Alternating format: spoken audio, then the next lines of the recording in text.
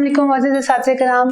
आज हमने बच्चों को जो लिखना और पढ़ना सिखाया, जिस चीज़ की मशक करवाई, वो है वाव से शुरू होने वाले जो अल्फाज हैं उनकी पहचान करवाएंगे। वर्दी, वाजिद अक्सर बच्चों का नाम होता है। वाव से वर्दी, वाव से वाजिद, वाव से वर्क। और बच्चे किताब खोलते हैं, उसमें जो वर्क निकलता है एक सफ़ा, उसे वाव वर्क।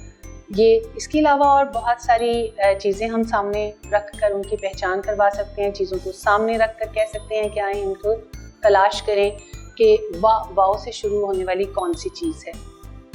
और लिखते हुए इसकी हम सबसे बेहतरीन मशक जो करते हैं और बच्चों को जो याद रह जाती है कि ट्रे में रेत लें, उंगली की मदद से ऐसे दाल की तरह घुमाएं और ऊपर उसके स्टार्ट में फे की तरह गोल दायरा बनाना है हमें, तो ये बन जाएगा वाव। इसकी कोई अलामत नहीं है, हमने बच्चों को ये याद करवाना है कि इसके ऊपर कोई अलामत नहीं है।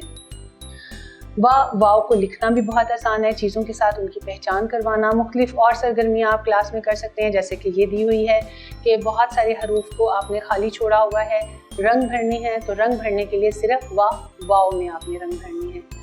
इस तरह से बच्चे को उस हर्फ की पहचान आसानी के साथ हो जाती है।